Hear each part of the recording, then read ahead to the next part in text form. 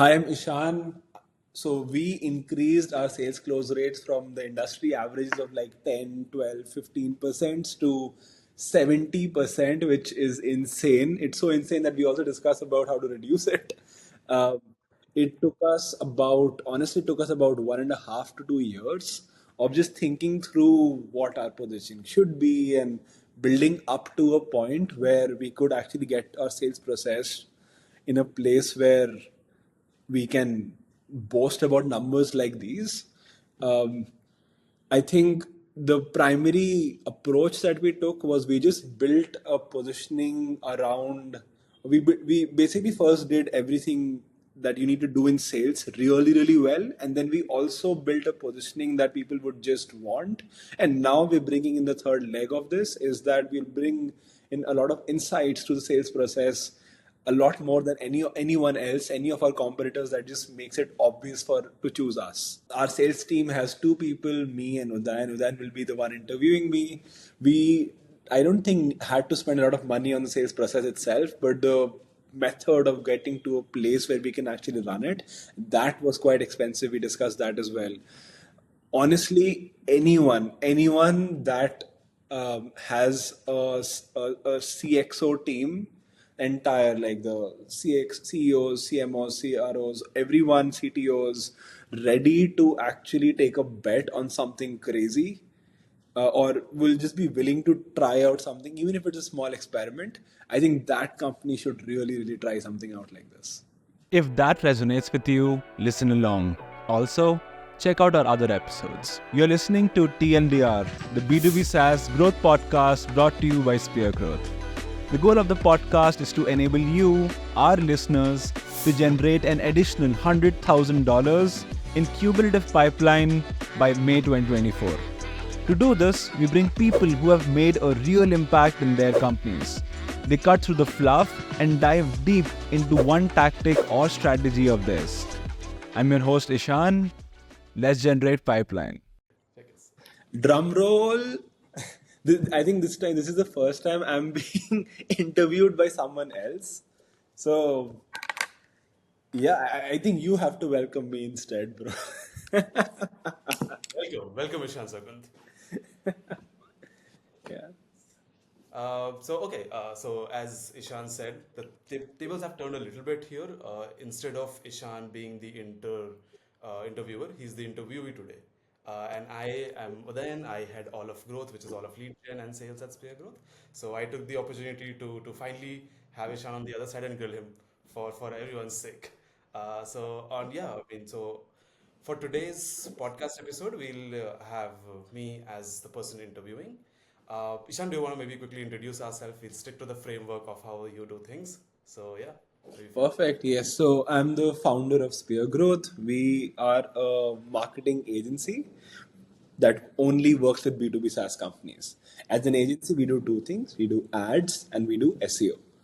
Right. And then we've been around for 3.5 years. We have a pretty solid team, 20, 25 people now, including amazing people like Udayan. So, yeah, I think we're doing well, and we're going to grow really, really fast. So, yeah, that's me. Before this, I guess I used to lead SEO at a fintech unicorn company. Awesome, thanks for that. So we'll get down to the topic of today's podcast, which is the SQL to close one rates for Spear Growth are 70%. Now, if somebody tells that to me in a random conversation, I probably wouldn't agree to it, and I'll probably leave the conversation very quickly because I know the other person is BSing me. But in this case, I am part of the system, and I know that's true. So, how exactly are we making that happen, Ishan? Oof. Okay. Yeah. So I think it is a mixture of two things. Okay, so I think we've, and honestly, you have, Udayan, made sure that the basics of our sales process is absolutely solid, right? So, um, how do you start a call? How do you make sure you email people to make sure they get on the call? There's no drop offs there. How do you follow ups and all the basics that you would see anywhere? Like, how do you create a proposal? Everything is actually bang on, and that's completely like because of you. Before, just a quick side note, before Udayan came, none of that was in place. So, yep. Perfect. So that's, I think, part one. Part two, and I think we can dig deeper into this later as well. But part two is, I think, our positioning is really good. Everyone talks about how positioning is helpful for marketing, but positioning is also extremely powerful for sales. And I think that's the piece that's really been pushing us from industry averages to just impossible numbers. And maybe at some point in time, we can also discuss that. I honestly want, and this is the first time you'll also be hearing about this then, but I actually want it to go down, close rates. Interesting. So we can also discuss that at the end and why is that. Okay, I mean, spoiler alert, not happening. We'll see. But I mean, thanks a lot for setting the stage up. I think that's how actually I also wanted to the conversation to go around in two pieces. Number one, I really want to crack down and get into the nitty-gritties of the process that we have in sales, and anyone listening could benefit from that. And on the other side, the positioning part of it. And you were bang on right, as in positioning is important for marketing, but plays a critical role in sales, and hence the sales closes as well. So maybe do you want to start off with a little around 70% number is a number, but there's a process behind it of what exactly happens and how do we do calls and then go around with the entire sales cycle itself. Yeah. This is evolving quite rapidly, as you know, at Spear Growth. But I'll tell you the process that got us to the 70% number right now, and also hint towards the process that we're moving towards. Yeah. The process that got us to it now is a pretty standard one, honestly. So we all of our leads are inbound. So we get a call on our calendars. I think Udayan does a great job of doing some research on them, figuring out, okay, are they in our ICP? Do they really need SEO? If they need SEO, before they get on the call, we already have like a rough plan that, hey, this is what they should do in SEO. So all of that happens before the call. If they haven't accepted the invite, making sure that we follow up with them and they get to the call. Pretty standard stuff. They get on the call. I think our no-show rate is nothing. I don't remember the last time we had a no-show, so that's huge. From there, and I think there's also a huge reason for that is how we because of our qualification, like there's a bit of a qualification that happens in the call scheduling process as well. So in our call schedule, there is a couple of questions we ask to people, and if they don't really qualify, we tell them that, hey, it usually makes sense to work with us after blah blah blah. If you still want to talk to us, you can, but otherwise, it's probably not a great time. So we've had some qualification done before people schedule the call. Then all of the things that Udayan works his magic, then they come on the call. On the call, Udayan, you and I take this call, and in this call, it's a pretty standard 30-minute call. I think we do a couple of things differently. I'll explain that, right? Yes, it's a discovery call, but also it's not just us asking a lot of questions and just filling up a sheet, right? So in this call, what we're doing is we are doing a version of band qualification. How we do it is slightly different. So I think there is let's just go through the BANT, right?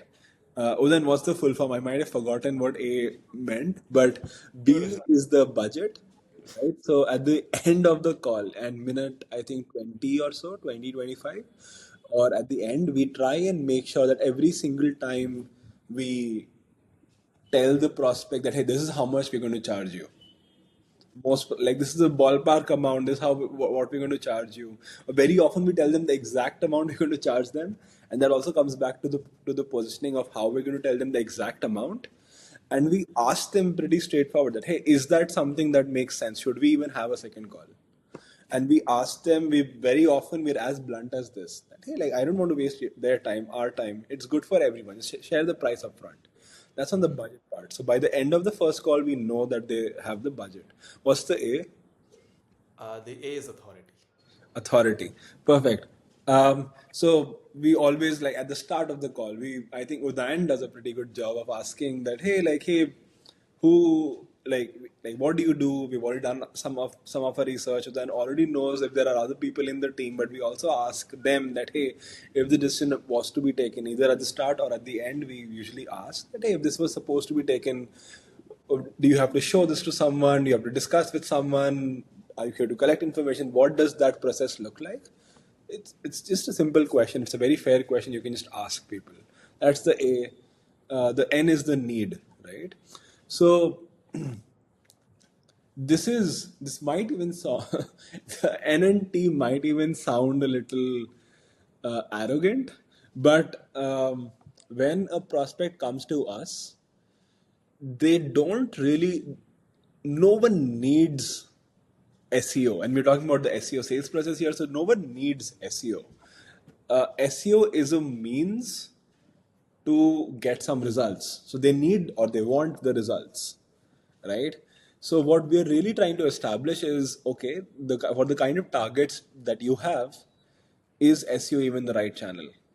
So we decide that, and we tell the prospect and we ask questions to try and make sure that okay, do you really need SEO or not? And we do our own analysis and we explain that to the prospect. And if they don't, we are very very upfront about that. Hey, you should not do SEO. Go do outbound. Go do that first. Go fix your positioning. We'll share that. So the need is something we establish. And timing is very similar. Timing is like, okay, do they need to do this now? Or should they do this now? That now part also is that, okay, do they have the right support? Do you have these resources? Do you have the budget to hire those resources?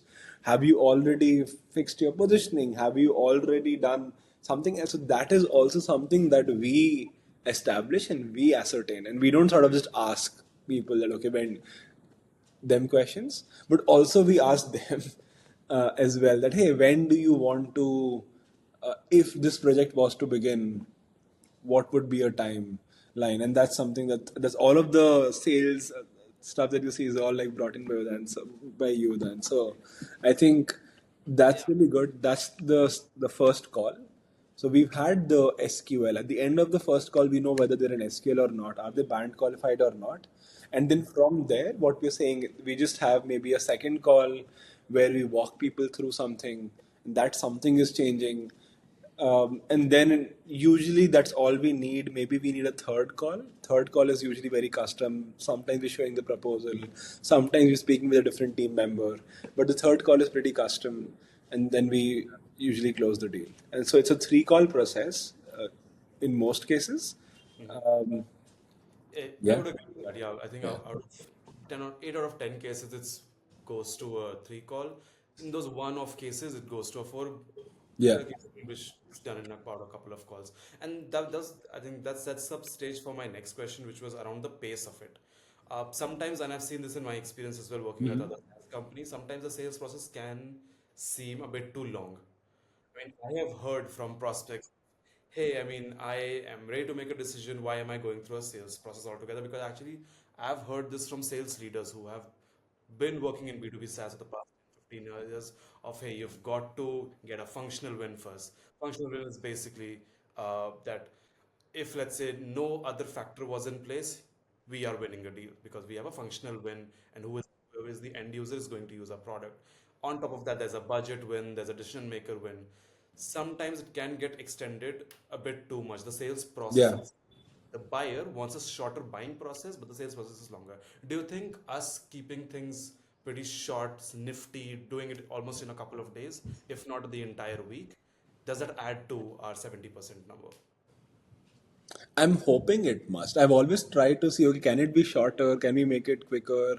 I know that you've seen the early days of sales. We tried to do everything on call one, Yeah. right? I think call two and three already, like, because I'm not from a sales background, to me, three calls seems like a lot, Uh-huh. right? So I honestly don't know. I think you're the better judge of this. But I've never seen a sales process longer than ours because it's the only one I've seen. So I can bet my money it's on the shorter end for sure. yeah. I never thought about it honestly. So That definitely is true. And when coming from a, when we talked about, hey, we are very different sales process altogether. Now we have a very different sales process. What do you think are the important things that changed actually for the better from what was there, and then our numbers weren't yeah. as high as they are? So I'll give a slightly longer answer to this Yeah. because I think it's all connected, and that's probably going to be the most important thing takeaway from this podcast. Um, so when Spear Growth started, this is 3.5 years ago, we didn't really have a niche. And then over time, we figured out that, hey, in like the next 6 to 9 months, we figured out, oh, we need to do ads and SEO and we need to do it for B2B SaaS. And whether you're thinking about it from and SaaS, you work in a SaaS company or a service company, you really get to a niche, right? What we did from there um, was we forced differentiation. So we looked at everything that is true for the industry and the business model, and we picked a way of delivery or a positioning that would just that's just like a no nonsense, like an obvious offer that no one else was able to do. So, for example, in our niche, in our industry, agencies make money when they do a lot of things. Agencies make money when they do those things for a very long time. And the claim that everyone or what they deliver is a list of deliverables. And the claim is always that SEO takes time, so you'll see results. Oh, like it's a long-term play. Don't expect results in the first 3, 4, 5 first quarter or first few quarters. So we looked at that, and that's obviously like that's the standard norm. Everyone does exactly the same thing. So we flipped everything. We literally took each and every piece of this and we flipped it. We said, okay, we will not do more than two things in a quarter. And a standard, without going into what I mean by things, but we won't implement on more than two different things, which also means that other agencies make a lot of money by giving you backlinks and content, and we'll do tech, and then we'll start updating things and updating different stuff on your website. So we just said, okay, we'll only do have two focus on a quarter, which means even if you want us to do more, we will not. We are not that agency. Second thing was we will only work over a 3 month period. At the end of 3 months, the project ends, and which also means that we need to now show you results within the 3 months for you to come back to us ever. It's not like you can leave. It's just the project ends. So we also had to get very good at showing results in the 3 months, which is again insane. And we also, without going too much into the details, but that also helped us make sure that the client experience was just so much like there are a few things in our industry where we identified because of the model itself. There was a very bad relationship between SaaS companies and agencies, and everyone pointing fingers at each other. The agency says, "Hey, I did my quote unquote audit," and the SaaS companies say, "But yes, and the agencies would keep saying that, hey, you haven't done the work." And it just always gets into this really negative relationship. We were able to avoid all of that and get results fast. And it was, like just a no-brainer. All we just made something that was just such a no-brainer. So I think that obviously completely changes the sales process. So the I think the biggest change to the sales process was one. There were a few big changes. One, initially I didn't know how to do sales at all. Then I got better at it, and then you came and you brought in all the sales, like the stuff that we already discussed about. That came into the picture. So those were from a sales perspective, but the positioning, I think that's been really really amazing. That Yeah. when we turned every single industry norm, because now when you speak with us on a sales call, what happens is, okay, do I want to, we don't sell us, we sell our process, the kind of results our process gets. And since we are the only agency in the world that runs this process, the decision comes down from, hey, are we one of the 5 agencies you want to work with? To, do I want to work in this process, or do I want to use the standard process? So it's already come down from 1 in 5 to 1 in 2, right? Just that, and then our process is genuinely better. So I think that really contributes, or our method of doing SEO is just genuinely better. So that contributes to having such high win rates. Yeah, that's a very good point when you bring about positioning, and I have a few questions around that. So, I mean, maybe we're being a little biased here because, and I'll set context up for that as well. We are a two-member team, and let's say when it's me and I'm looking into sales and the process of it, the sales operations of it. At the very same time, I'm also that person who also very closely works with our positioning and every single thing that's happening from a marketing angle, lead gen angle. This might not be very true for a lot of other companies who do not have great sales rates right now. At the very same time, their model could be, hey, there's a different marketing team, there's a different sales team. Now the connection needs to happen for them, for the Yeah. sales team, to be that closely related with the positioning that's being pushed by the marketing team. So, with that respect, it's a little less of a problem for us. My question to you is, I mean, if that is the case, does it then fall back to the old discussion of, hey, marketing and sales need to work together? Does it actually just amplify that same old prophecy? Um, I'll park the marketing sales discussion. I'll actually reply to the positioning bit you said. You said, and that's what I think is the general consensus. The way the industry thinks that marketing owns positioning, which is just stupid. Is I don't have a different word for it, because the only person in the company that can own positioning is the CEO. There is no one else that can own positioning. And if you look at our case, right, we changed what we deliver. We didn't change what we say. We are, we literally are, it's a finance decision. Okay, can I actually deliver this? We have to change, we change the delivery team, how we set up the team, how we set up our training, that had to change. That we changed basically the entire company, and we had to decide we can only do this for one industry, because this process, when we run it only for B2B SaaS, gets us the best results and nothing else. And so it's not a decision by marketing, it's a decision by the CEO. And that's what it needs to be in every company, because then you need to get there's a new sales process for that, and we'll get, like, we are looking into that, the way what can marketing say changes completely. So if every single department has to do something different, marketing department cannot decide how every other department in the company runs. I think that's where I think the problem is in most companies. Um, that try Most companies that try and make marketing do positioning, it's just a really really stupid notion. It just does not work. It just cannot work. You cannot get to good positioning with that. Yes, sure, messaging, yes, but after you have good positioning, then you can think of messaging, right? Right. I'm actually, as we were talking about things, where I'm actually just listing down all the things which we've incorporated in our sales process. Again, tying it all back to the numbers that we see.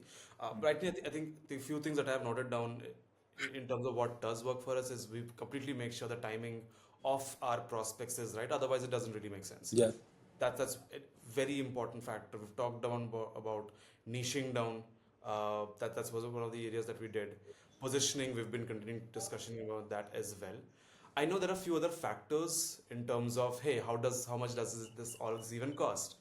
From a people angle, Yeah. from all other, from even from a tech angle. I would love to hear your thoughts around that. Any other pointers that you think beyond that is also critical and essential for a sales function to be efficient in simple terms? It's a good question. Um, I think just like with demand gen in marketing, right? If you have something that people want, sales become easy. Sales just becomes easier. And if you have something that people don't want, sales becomes tougher. Right? Like, I think it's as straightforward as that, and that's what positioning helps us with. Apart from that, I think what I've seen, one thing that we haven't done as good a job at, that I've seen pop up more recently, as we've been in the industry for a while, is that um, it just might be a B2B SaaS thing, but a lot more people are like, hey, I've seen this person on social media, or I've seen this brand around for a long time, and I've always wanted that when I get to take a decision, I this is my dream company to work with. And I think maybe it's just me, but I feel like that's becoming more and more common, and the power of the brand itself is increasing. So yeah, if you have a strong brand, it Mm-hmm. does make it easier to do sales. I think that's another interesting piece to it. Yeah. Got it. Okay, fair enough. I'll actually double click on that maybe a little later. Uh, yeah, as I said, I mean, what does it even take from a people point of view, from a cost point of view? What sort of things that you did earlier have completely scrapped out of? Hey, I thought this is an essential, did it, failed, scrapped it. It's not part of our sales process. I remember that Thanos meme, right? Like when someone in that Thanos scene, then when people ask, "What did it cost?" and then he just says everything, you know, because uh, when you when you try to make something that it's easy to say, hey, give people something that they want and make sure it's not something that everyone else in the industry is doing, and you're doing that for industry that's just what 20. How old is the SEO industry? I think it started in 8. Oh wow, it's like a 30-year-old industry, I think, and you're trying to do something completely different. It's not obvious. So you need to build the entire company from ground up, which means you cannot use any of the existing processes. Cannot use, like, even when we hire someone, right? They like their past experience matters very little because we have to train them on this completely new thing. You have to innovate constantly. So you have a huge R&D spend. You have to figure out customer success and customer service and all of that, like from ground up, like just so the more you try to innovate, the real cost is in the cost of R&D. And the problem with R&D is that it's the problem with R&D is that it doesn't always work. You cannot say, okay, I'm going to put $100,000 into R&D, and I want to make sure that it comes back with something worth 200K, right? Like you might put money into R&D and you get a lot, or you might put money into R&D and get nothing. So to even do something like this, where you're changing the entire company this drastically, you need to make sure that you are ready for that journey. And I think if we just took the standard SEO model, we would have also been able to do it, or like just build the agency much faster in year 1 and 2, because it took us a while to really figure this out. So yeah, it costs like patience and R&D, honestly, like more than sales. In the sales itself, it's not that expensive, right? It's just, yeah, I think a 1 or 2% team like us, like we are honestly running it really well. It's like our salaries. Um, and I think one thing that we are also doing is we have a dev team now in at Spear Growth. So we are bringing in, and this is something that we just like as we speak, like this week we are trying to launch these things. But something that we're doing is we are able to bring in or build things that will bring a lot more insights to our ICP uh, during sales. So not only will we have the best model, but we'll also have the most insights compared to anyone else ever. Like no one will have anything close to the kind of insights we'll bring. So that's going to have a bit of, again, R&D cost on the dev side, but also LLM costs and server costs and development costs. But again, I think when you look at the sales benefits, it's pretty obvious why you would want to. If it works, the benefits of that is just insane. And I think I'll double click on that again, as I teased earlier. But um, I do want to get our sales close rates down. Also, I want to get them up, but then down after that. But yeah, There's more of an internal discussion, but we'll have it. Yes, awesome. So cool. So around again. So like I was saying, I was pointing down everything of the things needed, and I'm going to summarize it at the very yeah. end. R&D is one thing that you talked about. From a sales angle, it's just okay. There's salaries involved of people's involved, Yeah. and then of course if you have devs and they can actually help refine the sales process. Hey, of course I'm all Yeah. up to taking that. Um, Maybe I just want to also take a minute of yours time, if you could do this, Yeah. and talk about if let's say somebody had to take it in stepwise. I Sorry, mean, can you repeat that? in a step-by-step fashion. Let's say if I wake up on a Monday morning and I'm a sales leader, and I have a marketing team, a lead gen team giving me the lists and everything, what would be those key things that I would want to focus on uh, in building? It depends quite a lot on the size of the company. I'll give you a standard. There's obviously a lot of nuances, but I will try and give a very actionable standard plan that most companies could do. If you're a sales leader, um, you probably have the most amount of insight about your audience in the company, maybe after the CEO, but maybe even more than that. So you understand the audience better than anyone else. What I would encourage you to do is um, try to get a call done, try to get a bunch of calls done with you and the peers, convincing them. Peers, when I say peers, it means the CMO, the product, the chief product officer, the CTO, whatever you want to call them in your company, uh, maybe even the CFO. So get the entire CXO board or CXOs, the group of CXOs on board to just having a crazy discussion on what positioning could be in a perfect world. And just like we did, completely broke, we broke every single industry standard. And I think there was also an element of luck that we landed on a model that actually was sustainable from a business perspective and everyone just wants. I would encourage you to just try and have that conversation and convince them to at least try to just go wild, think. And if you are the one really spearheading this discussion, maybe bring in examples, maybe look at the industry, maybe look back at your sales call, ask your team for, hey, in an ideal world, if you could just literally give away the product almost, right? Or you could just do something insane. What would that be where it just becomes stupid to say no to your offer?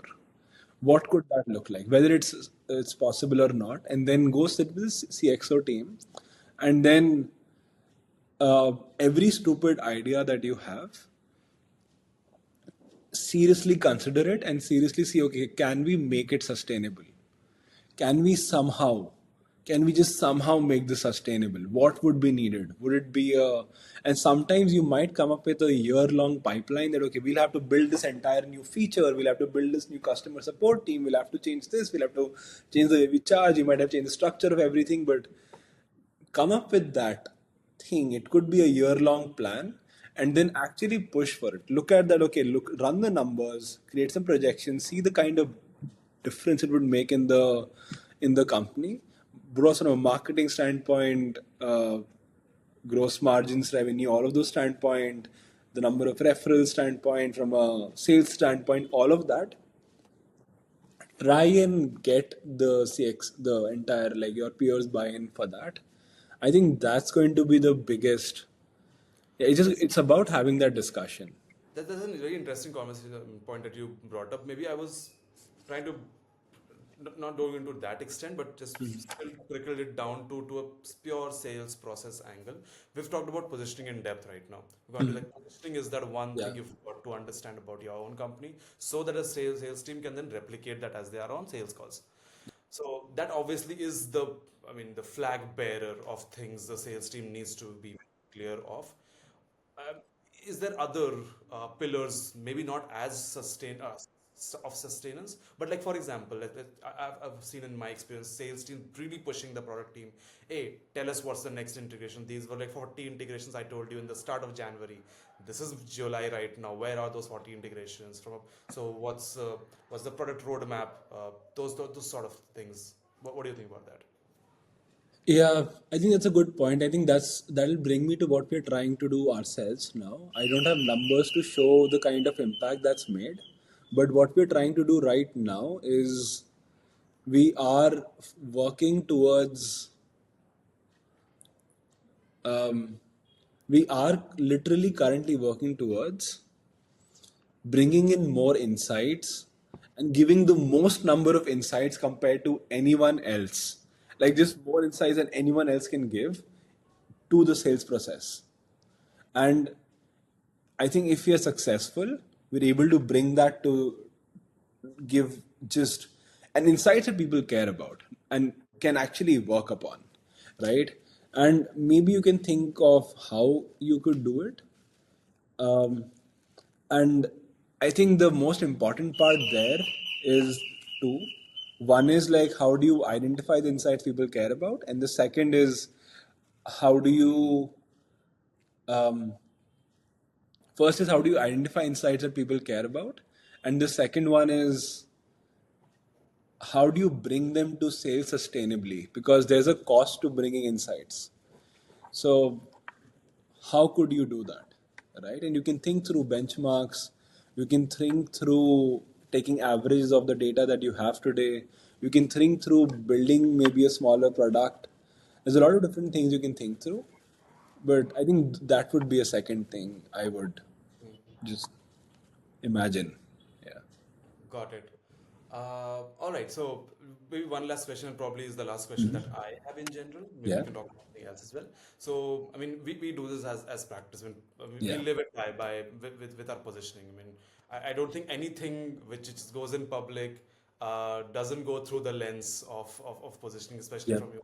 By the way, very difficult to get approvals from Ishaan over anything that goes on. Yep. Yes. So I mean, and you are an agency owner, Ishan. You Yeah. speak with tons of them. A lot of them are in the MarTech space, different spaces, agency Yeah. owners, business owners as well. Um, do you generally see this as something not talked about enough? Because you love positioning. Almost every conversation you have, you can tie it back to positioning. Do you see this being ignored? And this is like it's like one of those things that it's so obvious, but still people are missing it out. Yeah, I think it's more misunderstood than ignored, right? Because I think most people don't really realize to what extent can you do it, at what points. So I think it's not being ignored because I think everyone, every founder, everyone I've talked to talks about positioning, but I think there are a lot of misconceptions. Like we've already discussed, like okay, who should own positioning is misunderstood. What does it mean to do positioning? How does it change the entire company is completely misunderstood. You know, um, and you'll see a lot of positioning consultants and positioning experts, and you'll see a lot of them just talk about messaging, right? But not really talk about okay, what is needed, and also when to change it, when to morph. I think all of those things are, um, yeah, it's pretty much ignored, and it's also, to be fair, it's very very difficult. It's extremely difficult to do. So for good reason, yes, I completely get why it's misunderstood, but I think it's more misunderstood than ignored. Yeah. Understood.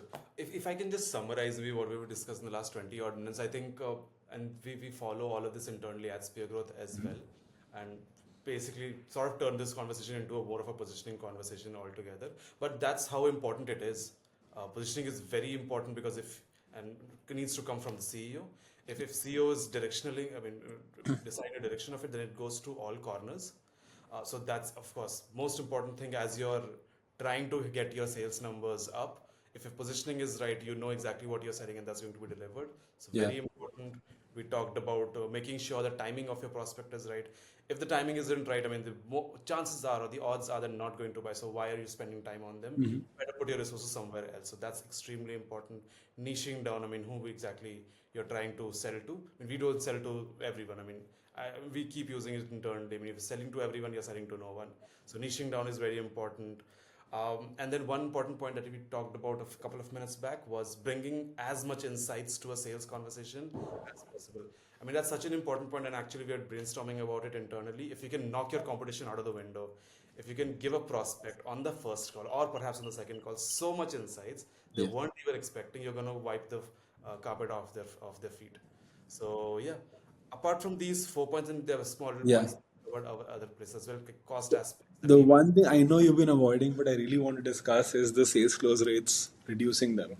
This is the first I think even Udayan is hearing this from me.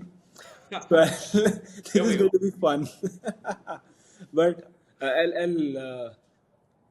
I think having sales close rates as high as 70, 80 is not that good of a thing either, right? Um, I think if your marketing can keep up, then you typically want to get your sales close rates. I know industry average is 16, but or 12 to 14, something like that. But you typically want to get your sales close rates close to 40%, which means if you are at a higher sales close rates and we're doing things to get them even higher, you can just increase prices and then get marketing to pick up the slack on the number of leads. I think that is the direction that I would really want to go in. Maybe so if someone's listening, like maybe a pitch on my end is, yeah, I think we are priced too low at the moment. And that is something that I think as our marketing picks up, I would definitely increase our prices to a point where our sales close rates drop from somewhere like 70 and maybe even increasing it further now close to 40% just because in the qualification stage maybe people cannot afford us as much anymore. That's something I would maybe want to do. I already have seven thoughts in my head to discuss, but probably not for this discussion. But yeah, one last thing, then, Ishaan, from you. Yes. I mean, if Yeah. you had to sell what, and this is like the salesy end of the conversation, if you had to sell what Speargrowth does, how would you do that in 10, 15 seconds? Oh yeah, so we do two things, ads and SEO. We just talked about the SEO sales process. The way I think the reason why most people work with us is because we get results really fast. It's only a 3 month commitment. You see results, and we have to get your results in that time. We are probably one of the most honest sales process there can be, right? And there's a reason why we have such insanely high close rates. And as you just heard, we will uh, most probably be increasing our prices within the next 6 months. So if you've been on the fence, you've been thinking about, okay, should we do this, should we not do this? I think it's a great time to work with us. And also, if you already have an internal team, you already have a team you work with, uh, we just work as a booster pack, right? You can just slap us on. A lot of our clients do that. They have a team. They could have a team of 10, 20 different SEOs. They can just bring us in. Uh, and we'll add value to that, get the systems in place, start getting you SQLs and MQLs within the 3 months, make it all much more sustainable, much more scalable, much more predictable, and leave. So yeah, for the SEO bit, that's my pitch. And for ads, I think yeah, in a single line, I think we do take care of everything end to end. So and we're just as good as we are at SEO at ads. So I think it's worth at least having a conversation with us for that as well. Awesome. Okay. Thanks a lot, Ishaan. Founder, friend, ads and SEO expert. Yeah, perfect. Thanks for interviewing me. This was really, really fun. Yeah. Thank you for listening to the TLDR podcast. In case you're wondering, Spear Growth is a marketing agency. We help B2B SaaS companies like yourself with ads and SEO.